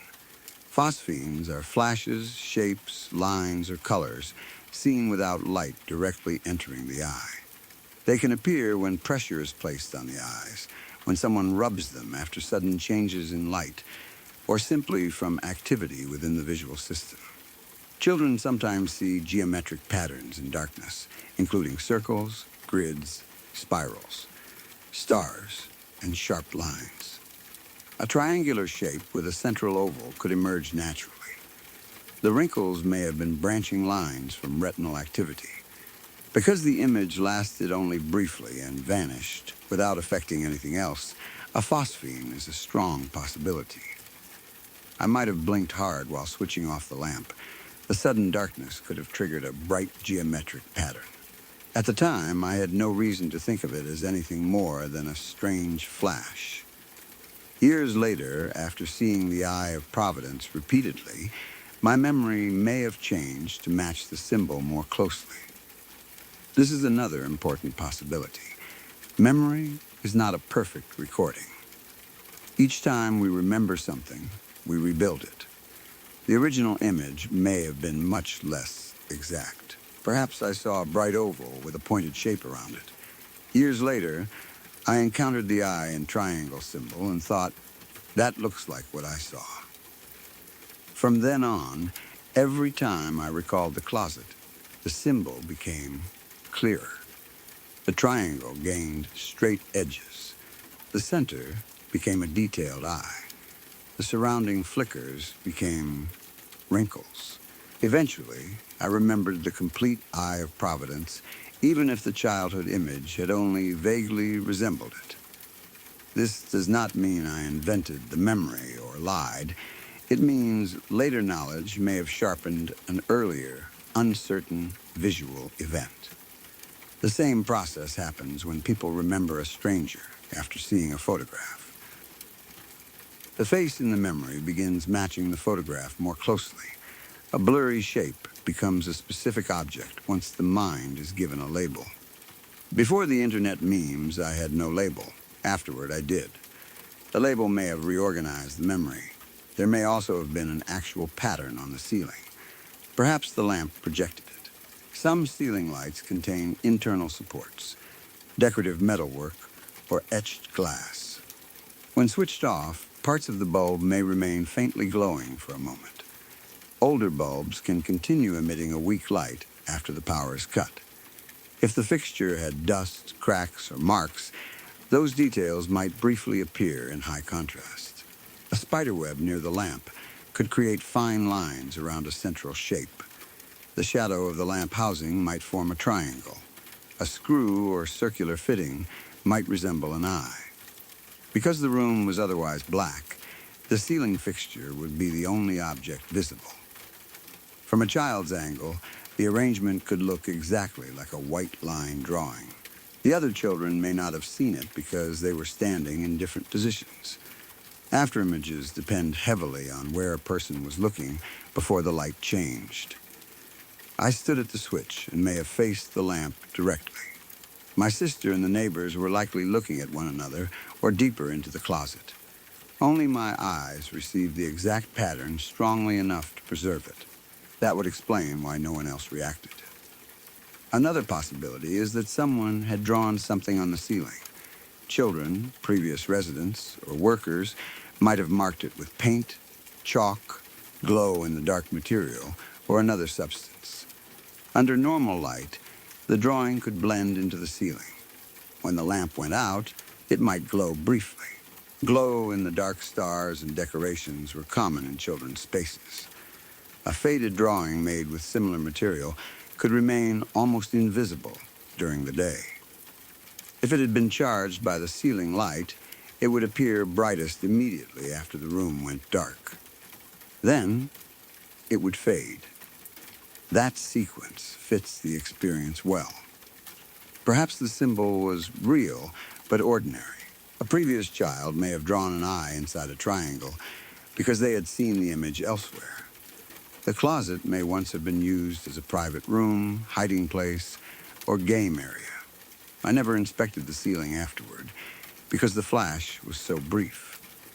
If the light came back on, the white ceiling may have hidden the markings again. I do not remember climbing up to check. The design could have been part of a sticker that was later removed or painted over. If a physical symbol existed, it would answer the main mystery without requiring anything supernatural. I saw it before knowing its meaning because someone else had already placed it there. However, I do not remember ever seeing it again. We played the dark room game repeatedly. If the symbol was glow in the dark paint, it should have reappeared whenever we used the same closet. Perhaps that was the only time I happened to stare directly at the correct spot. Or perhaps I forgot later sightings, because the first one was the only time it surprised me. More likely, the image came from the light in my eyes rather than the ceiling. The game itself also matters.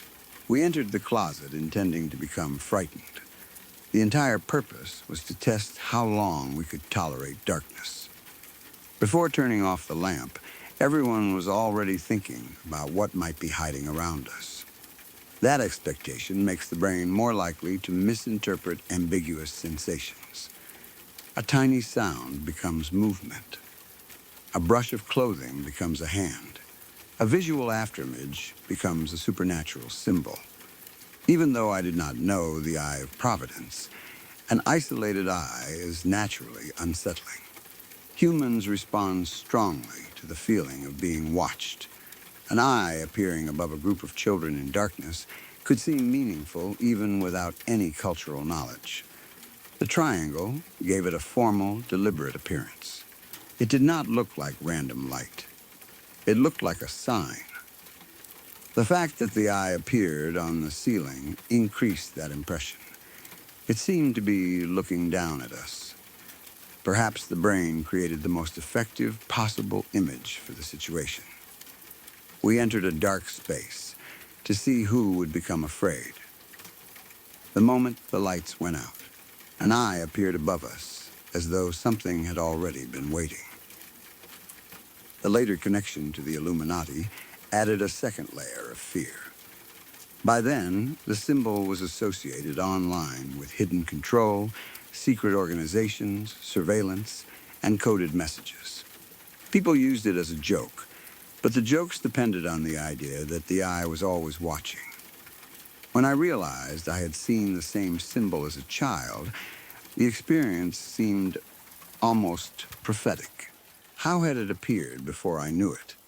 Why did it flash at the exact moment I entered darkness? Was it trying to show itself? But that interpretation depends on the assumption that I truly saw the exact later symbol. The more honest answer is that I saw a bright image resembling an eye and triangle, then recognized the similarity years afterward. Similarity does not require prophecy. The human visual system produces geometric forms naturally. Triangles, circles, spirals, and eyes are simple, common shapes. The symbol itself became widespread because it combines forms people recognize easily. Seeing a similar pattern in an afterimage is not extraordinarily unlikely. There are also neurological phenomena associated with migraines that can create bright geometric shapes. Migraine auras may appear as zigzags, lines, expanding patterns, blind spots, or shimmering forms. They can occur without a headache. If I experienced a very brief visual aura, the darkness may have made it visible. But migraine patterns usually last longer and move or expand across the field of vision. My image was brief and stationary on the ceiling. That makes a normal afterimage more likely. The location on the ceiling may also be misleading. Afterimages are produced inside the visual system, but the brain projects them onto whatever surface a person is looking at. If I moved my eyes, the image might have moved with them, but I did not test that. I assumed it existed on the ceiling because that was where I was looking. Had I turned toward the wall, the symbol might have followed. Children do not usually investigate visual effects scientifically. I did not cover one eye, move my head, turn the light back on, or ask whether anyone else saw it. I only experienced the flash. By the time I might have thought to test it, it had vanished. There is a chance that another child created the image as part of the game. One of the neighbors could have held a small light, reflective toy, or object with a pattern near the ceiling. Perhaps someone wanted to frighten the person guarding the switch. A brief flash from a torch through a cutout shape could project an eye and triangle. But the room went dark immediately after I controlled the only known light. The other children would have needed to plan the prank and conceal the object. No one admitted doing anything. At our ages, keeping that kind of secret would be difficult. Also, I do not remember the others laughing or reacting. The image seemed private. Another explanation is that the symbol came from something outside the closet, despite the room having no windows. Light can enter through gaps around doors, vents, or cracks in walls. A passing car, television, or moving lamp in another room could project a brief pattern through an opening. If the closet door had a small vent or decorative shape, outside light might create a triangle or eye-like form on the ceiling. But the timing with the switch would be a coincidence. The image appeared immediately after I turned the lamp off, which again points toward the lamp itself or my eyes. The supernatural interpretation is that something used the darkness to show me a symbol I would only understand later. Perhaps the eye represented a presence watching us. Maybe the closet, house, or game opened a moment in which something could appear. The fact that the symbol was so precise might suggest intention rather than random visual noise. Why would a child with no knowledge of it see the eye of providence? Why would it appear on the ceiling, looking down? Those questions are unsettling, but they assume more than the experience proves. I did not receive a message. Nothing else happened. The symbol did not return or lead to another event. No one in the group was harmed. I did not begin seeing eyes or triangles elsewhere. A single flash after a light was switched off is exactly the kind of event afterimages explain well. If something supernatural wanted to communicate, it chose a method indistinguishable from ordinary retinal persistence. I also cannot be certain I truly lacked all knowledge of the symbol. Children see it in many places without learning its name. The reverse of the Great Seal appears on the United States $1 bill, for example. Even outside the United States, the image appears in media, art, religious buildings, films, games, and decorations. I could have seen it in passing. The knowledge remained unconscious until a visual effect activated it. Later, internet culture only provided the missing name. That is probably the complete explanation. I saw the symbol before I understood it, not before I had ever encountered it. Even so, the memory feels different from an ordinary afterimage. Most afterimages are blurry patches of color. This one seemed like white line art. The eye looked outlined rather than filled. The triangle had a deliberate border. The small lines around the eye resembled wrinkles. It felt designed. But those fine details are also the part most vulnerable to later memory. The first time I saw an Illuminati meme, I may have experienced a strong moment of recognition. From then on, I remembered not only the general shape, but the exact version shown online. The modern image may have overwritten the original one. If I could view a recording of that night, perhaps I would see myself turn off the lamp, stare upward for 1 second, and then continue playing. Inside my mind, there would be a bright circle, a few angular streaks, and branching lines. Nothing more. Years later, those pieces would become the familiar symbol. I sometimes wonder whether my sister or the neighbors remember the night. If I asked them without telling them what I saw, would any of them mention a flash on the ceiling? Would they remember me freezing after switching off the light? Perhaps one of them saw it too and assumed it was part of the lamp. Maybe they have no memory of the game at all. Shared childhood activities can feel central to one person and completely disappear from another's memory. The fact that I alone remember the image does not make it false. It does make an internal visual effect more likely. The closet itself may no longer exist in the same form. The ceiling lamp may have been replaced. The room may have been repainted. Any physical mark that could explain the symbol is probably gone. The only evidence is the memory. And memory leaves me with two versions of the event. In the rational version, I was a child staring near a bright ceiling lamp. I switched it off. The bulb and fixture left a temporary afterimage on my retina. The pattern resembled an eye inside an angular frame. Years later, after seeing the Eye of Providence online, I connected the symbol to the old visual memory. Repeated recollection made the match more exact. Nothing supernatural happened. That explanation is ordinary, complete, and probably correct.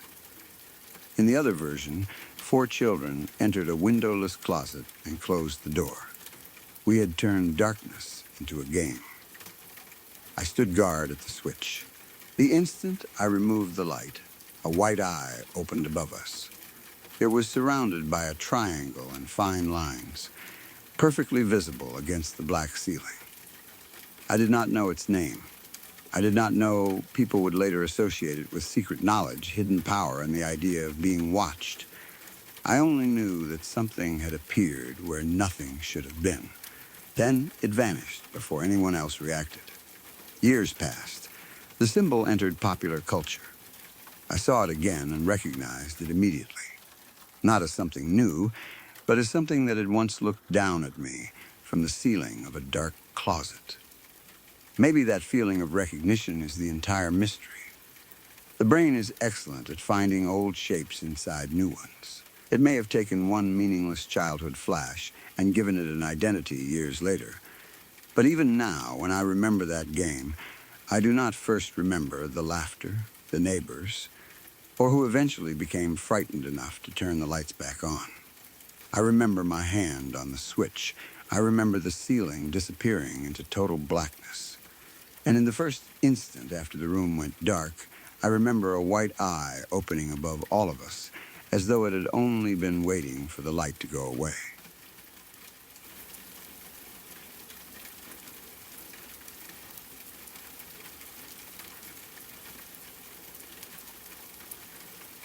I was around 6 or 7 years old when this happened, and my younger brother was only about a year behind me.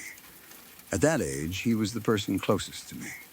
We shared a bedroom, played together constantly, and usually reacted to things as a pair.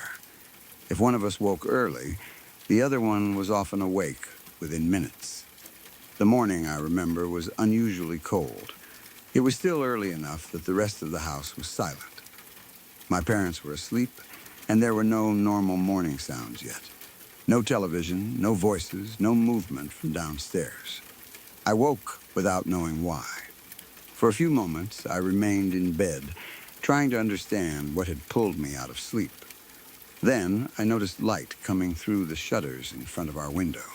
I am not sure whether shutters is the correct word.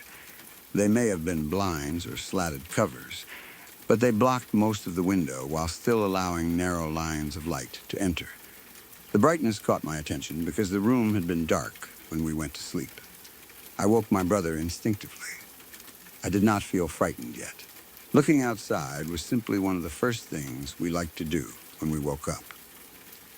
Our bedroom was on the second floor, and the window gave us a clear view over the backyard and the land beyond it. From that height, we could see more than we could from the ground. Sometimes we looked for animals. Sometimes we checked the weather or watched people moving in the distance. That morning, we got out of bed and stood beside each other at the window. We opened it. Cold air entered the room. Almost immediately, we heard a sound from outside. My brother remembers it as a moan. I remember something low and unpleasant, though I am less certain now about the exact sound. It was not a normal bird call or a dog barking. It sounded as though something outside was in pain. Then we saw it. A figure was moving through our backyard. It had a shape that seemed partly human, but it was bent forward in a way no normal person would walk. Its back was hunched. Its upper body leaned so far toward the ground that it looked as though it might drop onto all fours at any moment. But it did not. It continued moving on two legs. The posture made it look as if it were preparing to run like an animal without fully becoming one. Its arms hung low. At the ends of them, we saw what looked like large claws. I remember the body as brown. My brother remembers it as white. That difference has always bothered me because we were standing side by side looking at the same thing. But neither of us remembers an ordinary animal. Neither of us remembers a person. We both remember a hunched, human-like creature moving badly through the yard. It did not run. It limped. For a few seconds, we watched it make its way across the backyard. The movement was uneven, as though one leg or one side of its body was injured. Each step seemed slow and awkward. The moaning sound, if it came from the figure, made the limp feel even more disturbing. I remember my heart dropping when I understood that whatever I was seeing did not look normal. At first, my mind may have tried to identify it. A person? A dog? A deer? But none of those shapes fit what seemed to be in front of us. It was too upright to be a normal four-legged animal, yet too bent and strangely proportioned to look comfortably human. The claws were too large. The posture was wrong. My brother and I did not remain there long enough to study it carefully. We shut the window and ran out of the bedroom. We hurried to our parents and tried to wake them. We told them there was something in the backyard. At 6 or 7 years old, we probably did not explain it well. We may have talked over each other, used strange words, or sounded like two children who had woken from a nightmare. Our parents were still tired and did not take us seriously. They treated it as early morning nonsense and went back to sleep. That left my brother and me with a choice. We could stay near our parents, or we could return to the room and see whether the creature was still there. Curiosity won. We ran back upstairs. We approached the window more carefully this time and looked outside. The backyard was empty. The creature was gone. There was no person moving near the fence. No animal crossed the grass.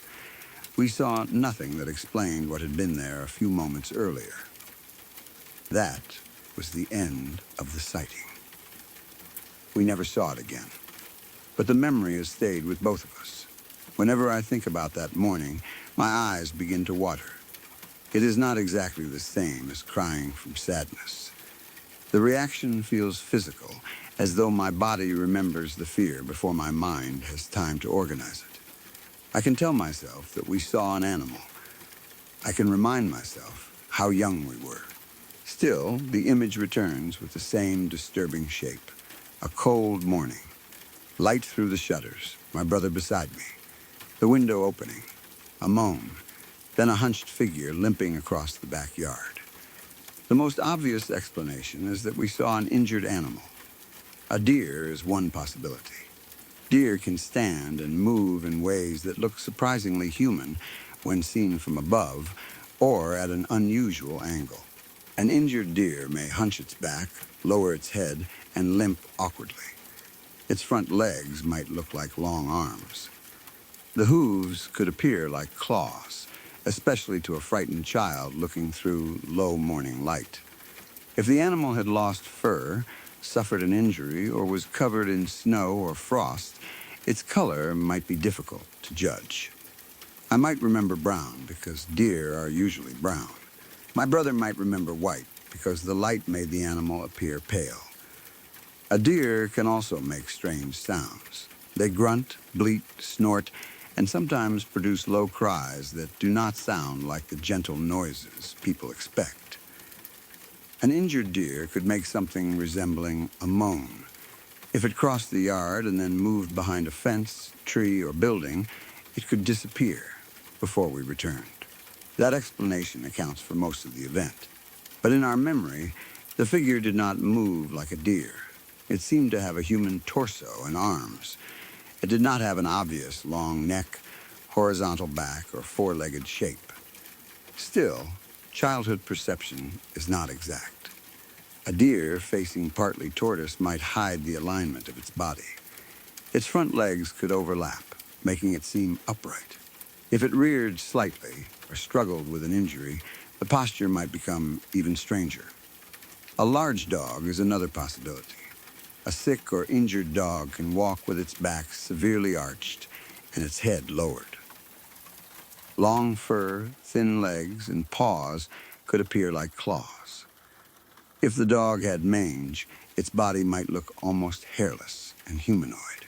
Animals with mange are often described as creatures because they lose the familiar features people use to recognize them. A coyote with mange can look especially unnatural. Its tail may be thin or nearly invisible. Its body becomes narrow. Its skin can look brown, gray, white, or reddish, depending on the light. If it walks injured, the legs and shoulders may create the impression of a person crawling. Coyotes also produce unsettling sounds. A low yelp, whine, or strained call could resemble a moan. An animal like that could pass through a yard quickly and disappear before adults came to look. The claws we remember may have been paws or long toes made more visible by missing fur. A bear would fit the large body and claws, but depending on where we lived, a bear may have been unlikely. Bears sometimes walk on two legs for short distances, especially if injured or trying to see something. A thin or sick bear walking upright would look shockingly human from a distance. Its forelimbs would hang like arms, and its claws would be obvious. But a bear would probably be much larger than what we remember, and we likely would have noticed a heavy body and rounded ears. The creature also seemed to limp down the yard rather than stand fully upright. A raccoon can sometimes appear human when standing or walking awkwardly, but it would be too small unless distance and perspective made it look larger.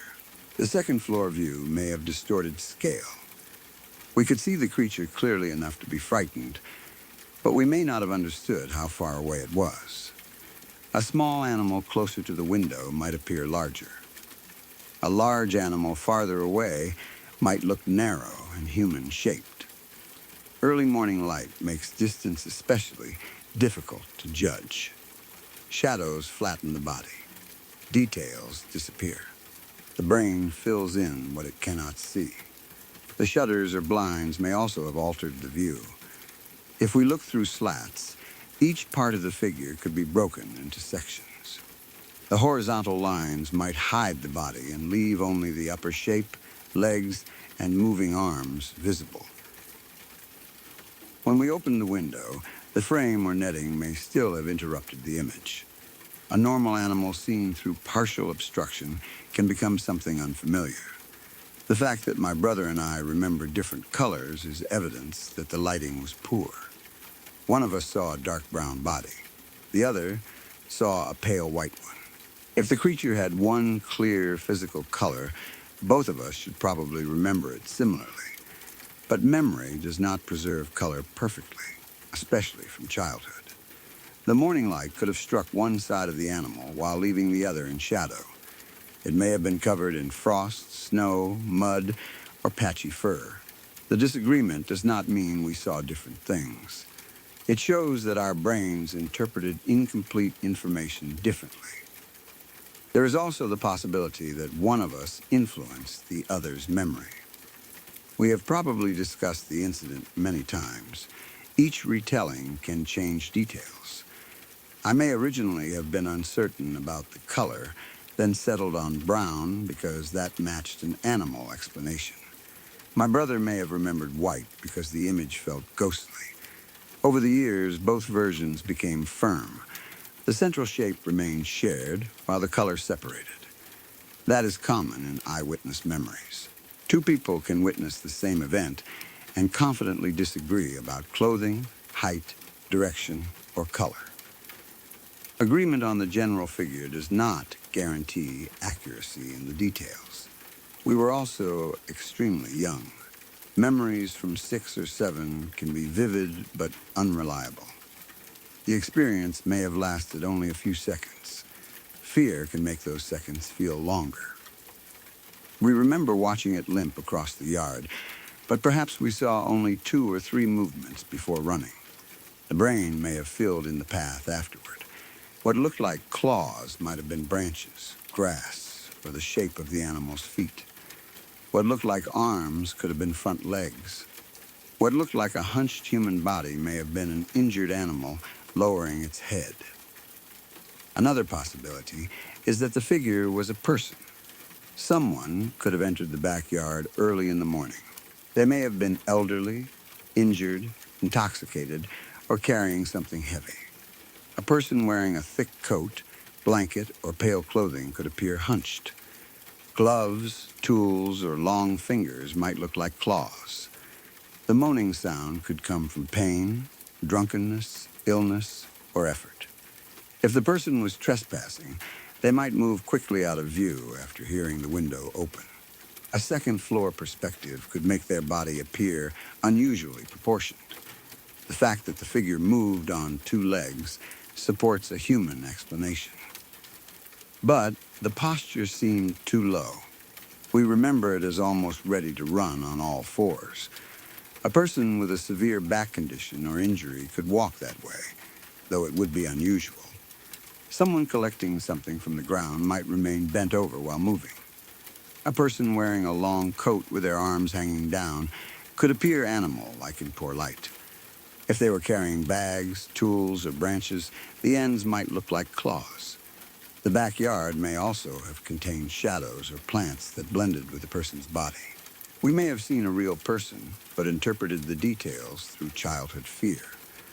If a stranger had been in the yard, that would explain why they were gone when we returned. They could have climbed a fence, entered a neighboring property, or hidden behind a structure. Our parents' refusal to get up meant no adult checked immediately. By the time anyone looked later, there would be no evidence. There is another ordinary explanation involving a bird. Large birds can look strangely human when standing with their wings partly open. A heron or crane, for example, can hunch its body, move with a limping gait, and have long feet that resemble claws. From above, its folded wings might look like arms. If its neck was bent downward, the usual bird shape would disappear. Some birds make harsh, low cries that sound more like moaning or growling than singing.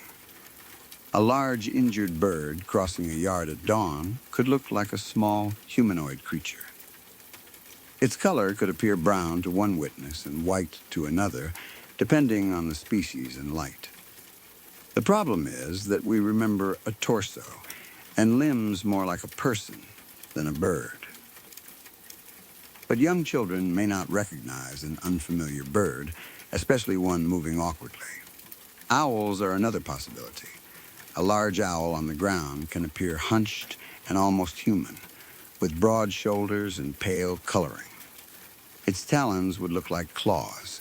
If injured, it might hop or limp. Owls also make sounds that can resemble moans, screams, or deep breathing. When it moved out of sight, it may have flown away without us noticing. This would explain why there was no creature when we returned only moments later. A bird would not need to run through the entire yard. It could lift off as soon as we closed the window. The cold weather may have brought an unusual animal into the area. Food becomes harder to find, and wildlife moves closer to houses. A sick or starving animal may behave in ways that look abnormal. Cold can also make fur stand out, breath become visible, and movement appears stiff. If the creature exhaled heavily, the vapor might create a pale shape around its head. That could contribute to my brother remembering it as white. The moan may have been the animal's breathing in the cold air. There is also a chance we were not fully awake. We had just risen from sleep. The room was cold and dim. Both of us may have been in a state of sleep inertia, where the brain remains partly dreamlike for several minutes after waking. One child could experience a visual misperception and describe it to the other. The second child then sees the same ambiguous shape and adopts the first interpretation. Suppose I opened the window and said, "What is that?" My brother, already sleepy, looked at a bush, animal, or moving shadow and saw a creature because I had framed it that way. Or he may have noticed the sound first and said something was moaning. Then my mind matched the figure to the frightening sound. We became witnesses together, but the perception may not have been fully independent. This does not mean either of us imagined the entire event. There was probably something in the yard.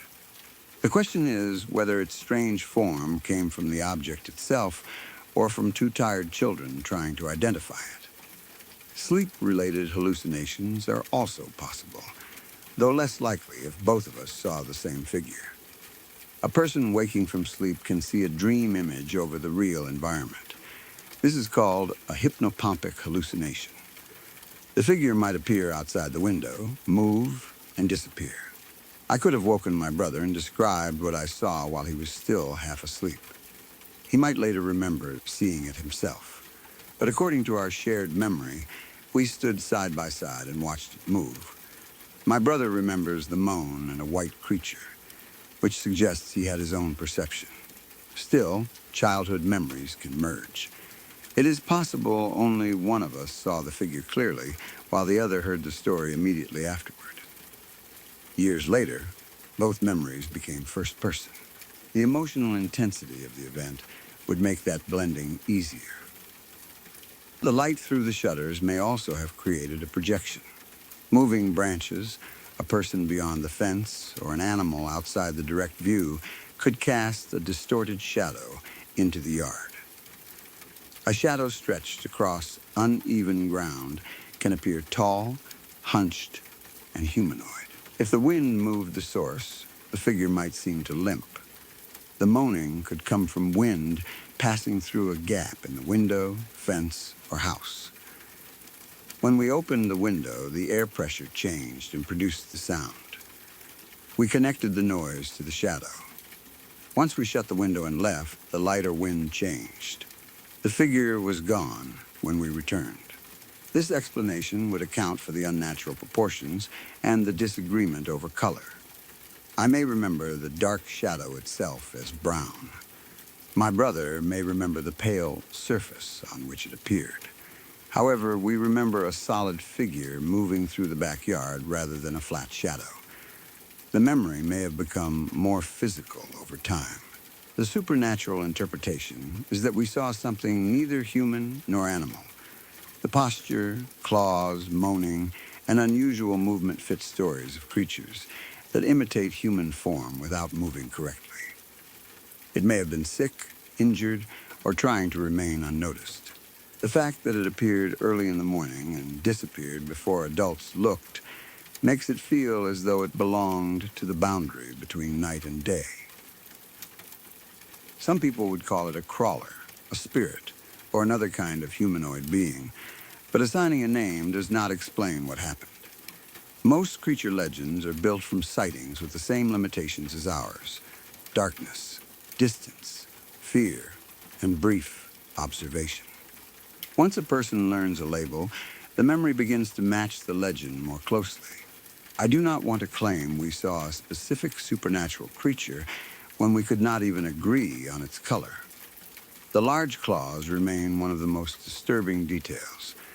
If they were real, they suggest an animal.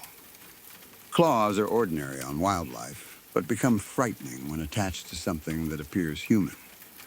A bear, large bird, raccoon, or injured canine could all have visible claws.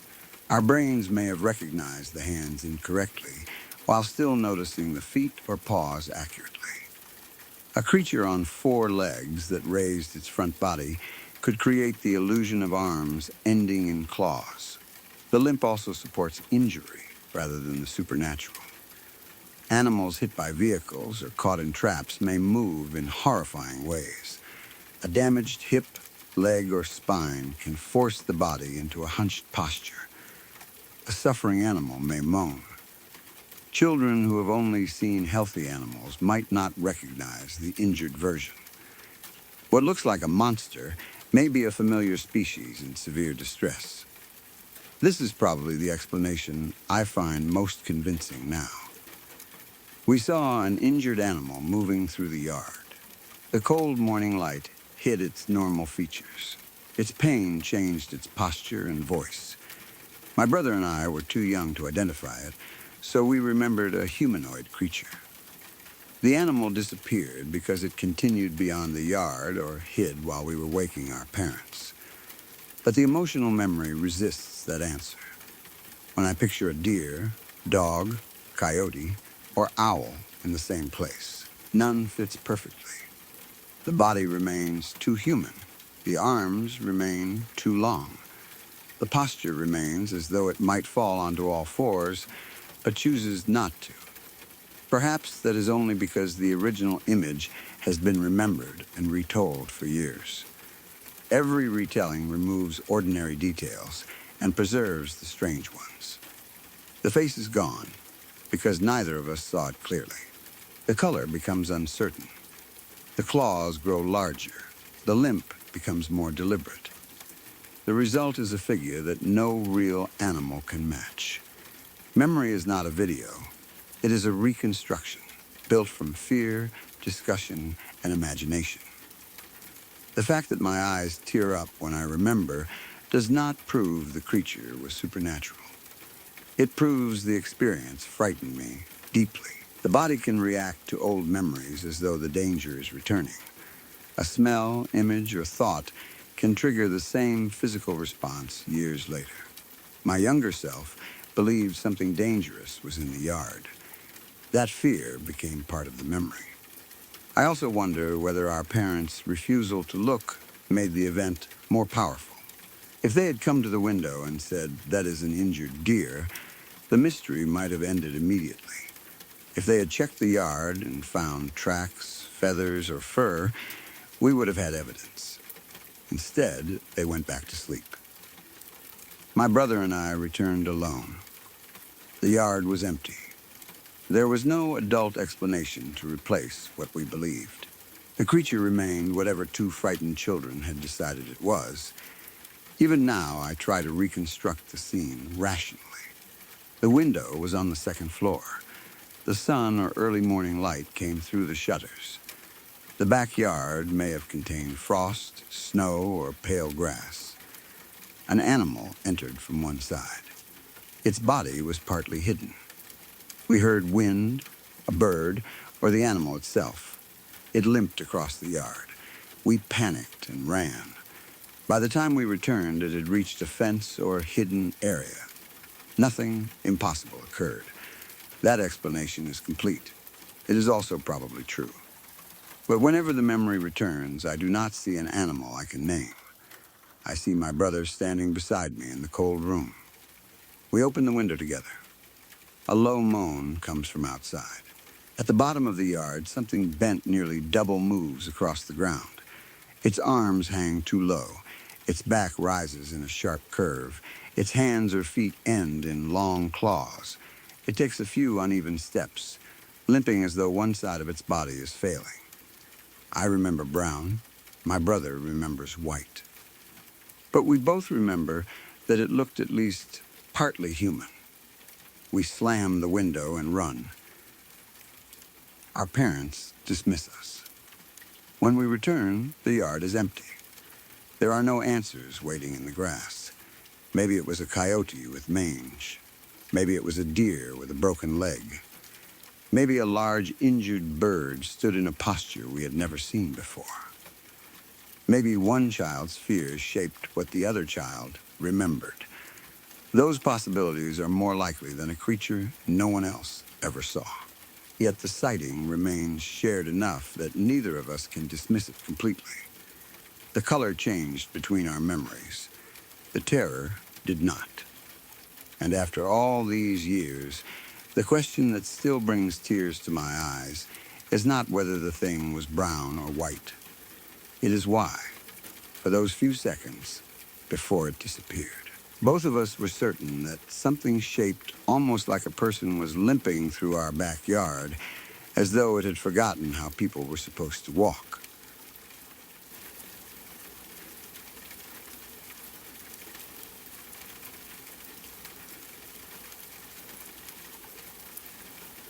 Tonight's stories are over, but darkness has a way of making memories feel closer. Some people never forgot what they saw. Others never learned what was behind the sound, the voice, or the shape waiting just outside the light. Tell me in the comments which story you will be thinking about after this ends. Subscribe to Wickless Night for more true accounts from the hours when no one wants to be awake alone. Sleep carefully, and do not trust every shadow that stays still.